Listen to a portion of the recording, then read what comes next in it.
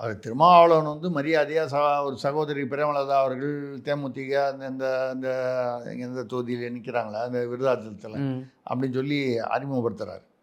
ஸ்டாலின் மேடையில் இருக்கார். எல்லா வேட்பாளர்களும்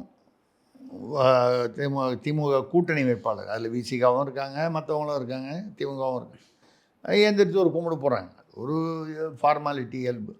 இந்த அம்மா மட்டும் திருமாவளவன் சொன்னோன்னே அது ஒரு நக்கலாக ஒரு சிரிச்சுட்டு அப்படியே உட்காந்துங்க. மக்களை பார்த்து ஒரு உட்கார்ந்தபடி கூட ஒரு கும்பிடு போடல. அதுக்கப்புறம் ஸ்டாலின் அவர்கள் முதல்வர் வந்து அவர் பேசும்போது இதே அறிமுகம் மறுபடியும் பண்ணுறாரு. இந்த தொகுதி இவர், இந்த தொகுதி இவர். அப்போ மட்டும் எந்திரிச்சு கும்பிடு போடுறாங்க. இது வந்து விசிக வந்து திருமாவளவனுக்கும் விசிகாவுக்கும் தேமுதிக பிரேமலதா வந்து இழைத்த அவமானமாக கருதுறது மட்டும் இல்லாமல் அங்கங்கே தேமுதிக நிற்கிறாங்கெல்லாம் வந்து பேனர் நீங்கள் எழுந்து நிற்காதது ஏன் அப்படின்னு பேனரோடு போய் தகராறு பண்ணாங்க. கோஆப்ரேஷன் அதாவது ஒத்துழைப்பு சரியாக இல்லை.